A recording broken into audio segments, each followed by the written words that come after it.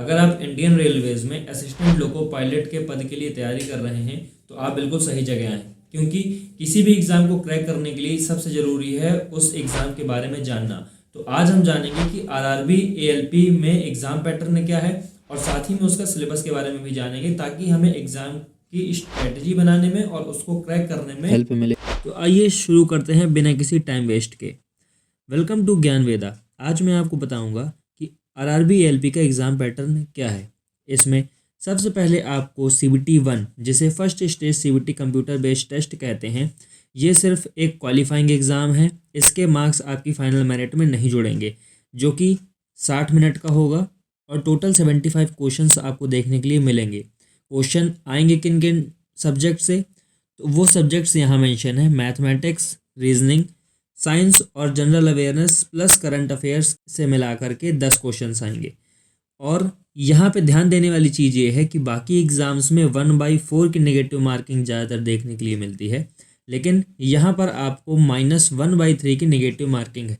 यानी कि अगर आप जितने भी मार्क्स गेन करेंगे उसमें गलत होने पे 0.33 मार्क्स आपका वहाँ से काट लिया जाएगा। इसके बाद जब आप सीबीटी 1 को क्वालिफाई कर लेते हैं, सीबीटी 1 का रिज़ल्ट आएगा, आप क्वालिफाई कर ले जाएंगे, तो आपको सेकंड स्टेज सीबीटी में बैठने का मौका मिलेगा। अब सेकंड स्टेज सीबीटी के बारे में जानते हैं। ये आपका मेन सेक्शन है, जहाँ के 70% मार्क्स आपकी मेरिट में काउंट किए जाएंगे। तो यहाँ पे आपका सबसे ज़्यादा इम्पोर्टेंट रोल प्ले करेगा इसका पार्ट ए, क्योंकि यही वो सेक्शन है जिसके नंबर आपकी फाइनल मेरिट में जुड़ेंगे। आप यहाँ पे जितना अच्छा स्कोर करेंगे उतने ज़्यादा आपकी मेरिट में आपको बेनिफिट मिलेगा। यहाँ पे क्या आएगा, वही जो आपने सीबीटी 1 में तैयारी करी थी, मैथमेटिक्स की 25 क्वेश्चन मैथमेटिक्स के मिलेंगे और आपको बाकी के 25 क्वेश्चन रीजनिंग से देखने के लिए मिलेंगे। और बाकी एक नया सब्जेक्ट लोग जिससे ज़्यादातर डरते हैं, बेसिक साइंस एंड इंजीनियरिंग। यहाँ पे इंजीनियरिंग टर्म लगते ही उनको आंखों के सामने अंधेरा छाने लगता है। यहाँ पे कुछ नहीं, बेसिक साइंस यानी कि आपको बाकी केमिस्ट्री और बायो नहीं पढ़नी है, सिर्फ फिजिक्स के कुछ टॉपिक्स होंगे जो कि आपको सिलेबस में आगे मैं बताऊंगा कि क्या क्या आएगा। और साथ ही में इंजीनियरिंग में से इंजीनियरिंग ड्राइंग पूछी जाती है, जो कि बहुत ही ईजी है। आप उसको कुछ दिन पढ़ेंगे धीमे धीमे तो आपको याद हो जाएगी। और पार्ट बी, जिस ट्रेड से आप बीटेक, पॉलीटेक्निक या आईटीआई किए होंगे, वही ट्रेड के क्वेश्चंस आपको यहाँ पार्ट बी में देखने के लिए मिलेंगे।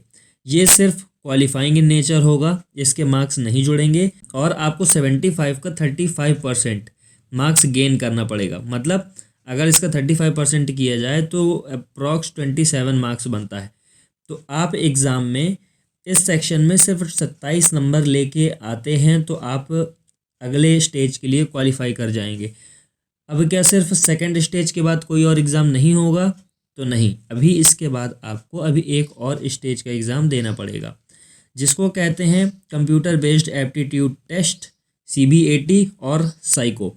इस एग्ज़ाम का पर्पज़ है कि आपकी मेमोरी कितनी अच्छी है, आपकी मल्टीटास्किंग एबिलिटी कितनी अच्छी है, आपका IQ कैसा है। ये मेज़र करने के इनके पास कुछ सर्टेन बैटरी टेस्ट होते हैं और हर एक बैटरी टेस्ट में आपको 42% मार्क्स लाना कंपलसरी होता है।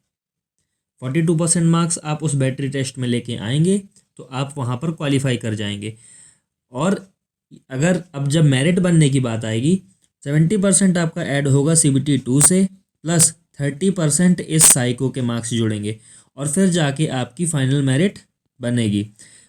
फाइनली डॉक्यूमेंट वेरिफिकेशन होता है और आप जॉब पाने के लिए एलिजिबल हो जाते हैं। साथ ही में मेडिकल टेस्ट होता है रेलवे का, जो कि बहुत ही इम्पोर्टेंट रोल प्ले करता है, क्योंकि बहुत से बच्चे यहाँ पे अपनी आँखों को लेकर के इस मेडिकल टेस्ट में फेल हो जाते हैं, क्योंकि यहाँ पे 6/6 का मेडिकल स्टैंडर्ड आँखों के लिए मांगा गया है।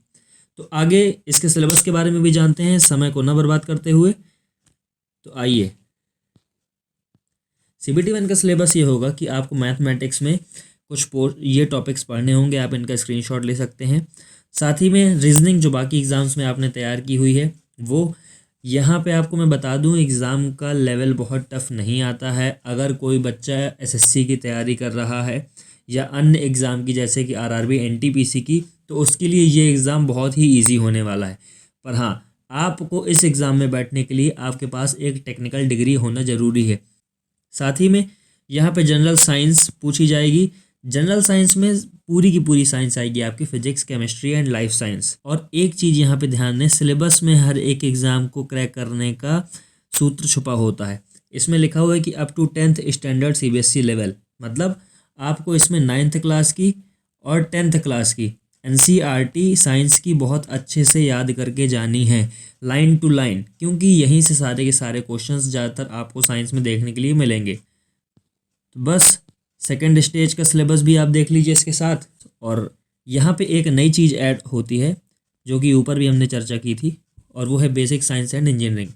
इसमें engineering drawing, unit and measurement, देखिए फिजिक्स के वही टॉपिक्स हैं जो आप CBT 1 की तैयारी करते वक्त पढ़ेंगे। तो इसीलिए शुरुआत से तैयारी करते वक्त फिजिक्स वाले पोर्शन को बहुत ही अच्छे तरीके से समझ के चलिएगा, क्योंकि वही तैयारी आपकी CBT 2 में काम आएगी। कुछ नए चैप्टर जोड़ेंगे, जैसे कि ये इंजीनियरिंग ड्राइंग एंड बेसिक हो गया, लीवर एंड सिंपल मशीन्स हो गया, और एक दो चैप्टर्स और हैं जो कि आपको पढ़ने पड़ेंगे अच्छे से। मास एंड वेट, ये जनरली ग्रेविटी से संबंधित चैप्टर है।